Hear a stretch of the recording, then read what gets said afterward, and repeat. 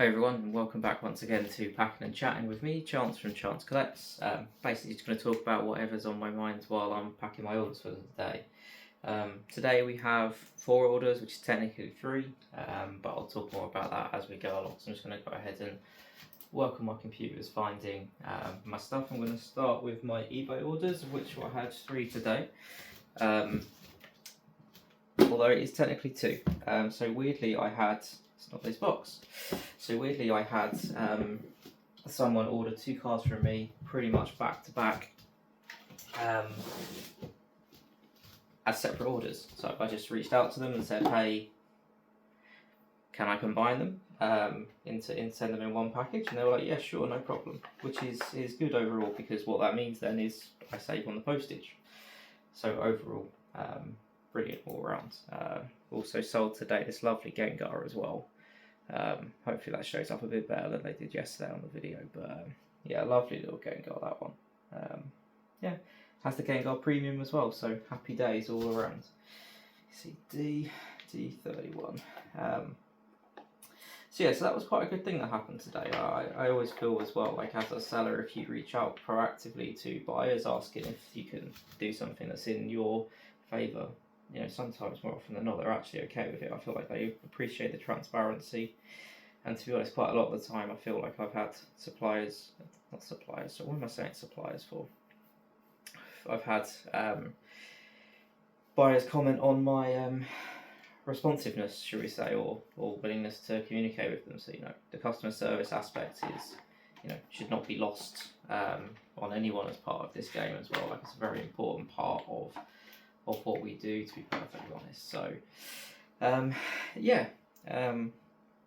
Am I looking for a whooper? Cool. So, yeah, customer service is a massively important part about this, to be perfectly honest. But I'm sure you all know that if you are in this game for long enough, you know you'll always get customer complaints. But you know what? They are part of the business. Customer's always right, so to speak, even when they're not.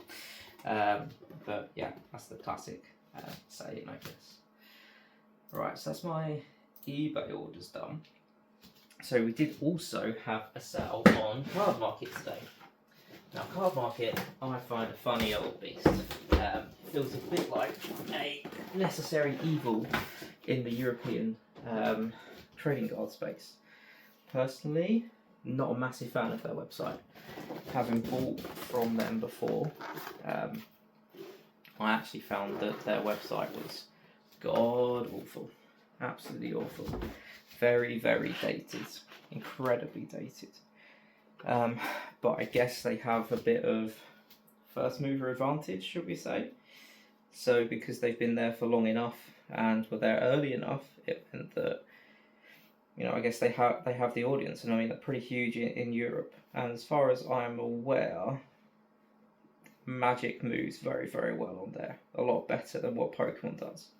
It's a bit, I guess, you know, the equivalent is TCG Player in the US, and I think overall that's, you know, the similar profile that they're kind of looking for here. It's more about the player's game. So I haven't sold much, as I say, on Card Market, but what I have sold is playables. So for example, today it's a Team Rockets Petrol, which we have found right here. So pop that down. Put it back in upside down. Might do that with this as well. So the way that I've sorted my inventory for Card Market is by set and then by card number. So it's a bit controversial because I know there's a lot of alpha sorting keys, should we say, which makes sense for TCG Player and TCG Player Direct. I totally understand why it's done now.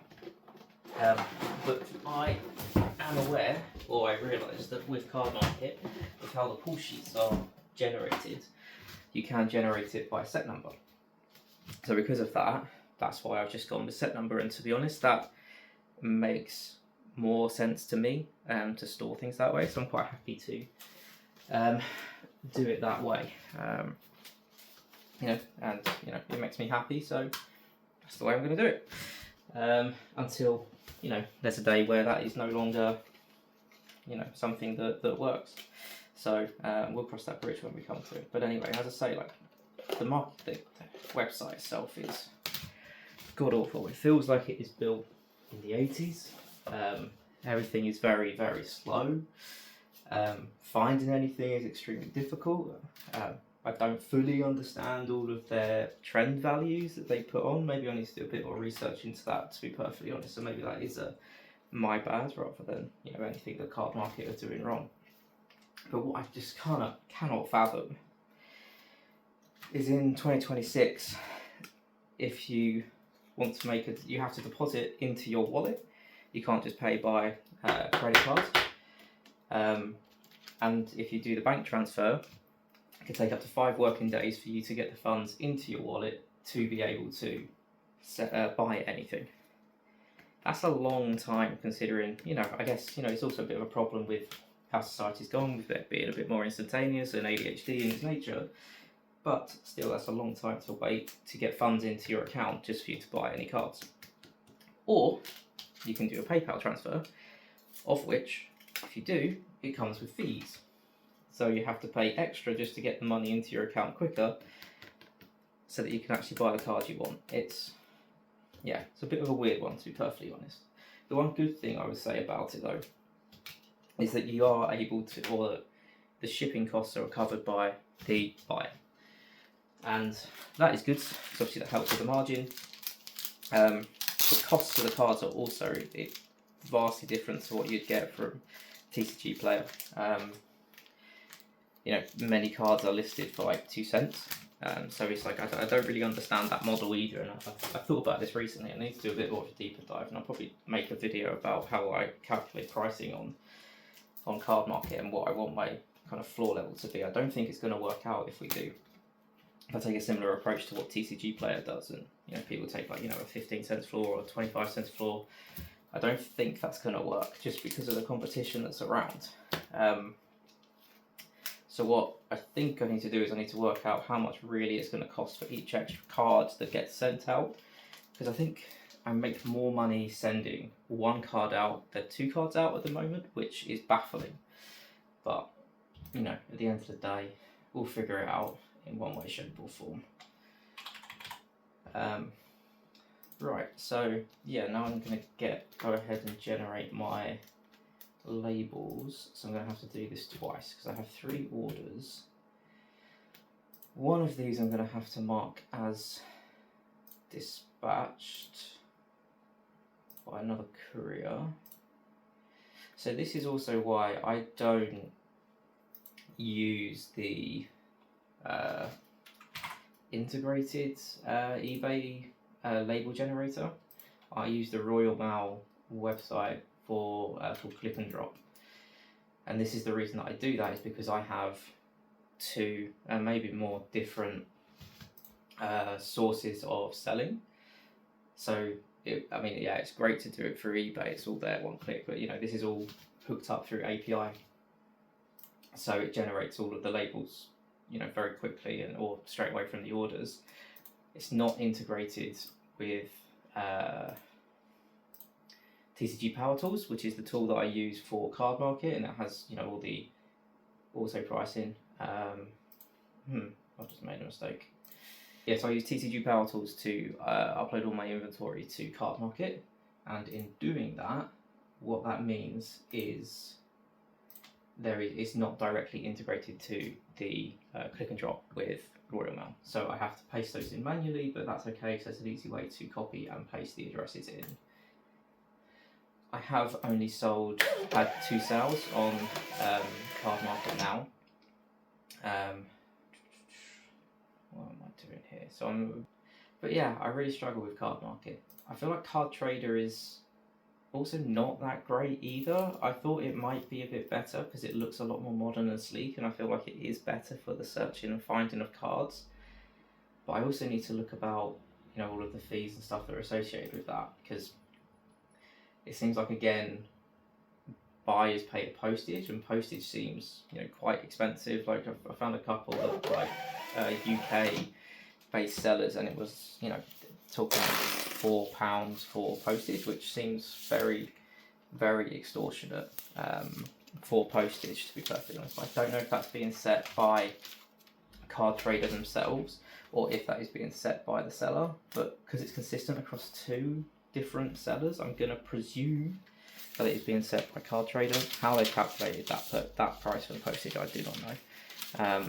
It doesn't seem to map with any of the postage options that I'm aware of. Maybe they've baked in additional costs there to account for like packing materials, but you know, I guess more will come on that as I explore that, because I do think I want to cross lists onto between Card Market and Card Trader.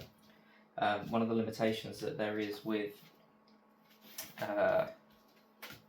TCG Power Tools at the moment is you only have singular pricing for both platforms, and the pricing is very different on both platforms. So yeah, with Card Trader, it seems like a lot of the same value cards that are 2 cents on Card Market are actually a minimum of what I could see of like at least 10 cents. I think that's probably partly because the fee structure is a little bit different, but I don't know how best to manage the pricing.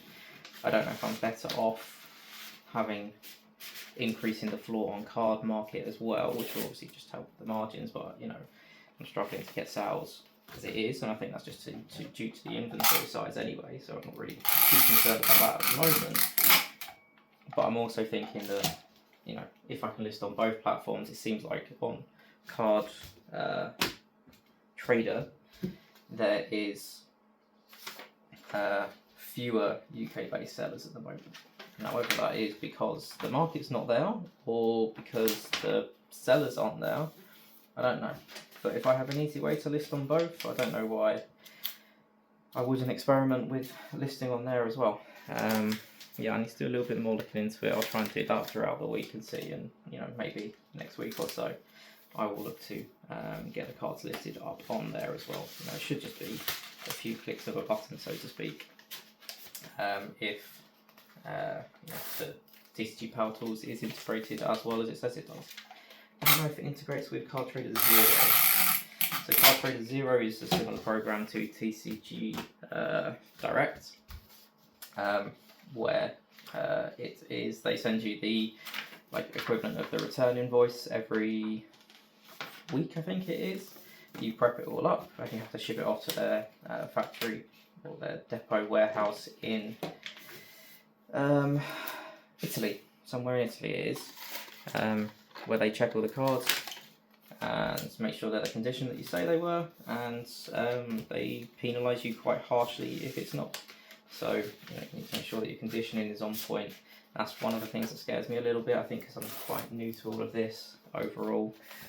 I don't know if I'm a little bit more lax than what others are. I try and keep it quite strict, but I think I might go a little bit stricter. I did some conditioning earlier today and I went quite strict on that conditioning just because I felt like it was more appropriate for me to be in that manner. But you know, I'm still getting a lot of experience in doing that conditioning through looking through war cards as I will over time, and I'll get more used to it. Okay, so that's my 3 orders packed now, so I guess I will just finalise everything, make sure everything's marked as dispatched, so I'll drop them off at the post box in the morning before the post collection. So I like to mark them as dispatched now just so I don't have to do that tomorrow, and yeah, I guess we'll go from there and see where the night takes us. But thanks for watching. If you enjoyed what you heard, feel free to subscribe, and I'll speak to you again soon. Ciao for now.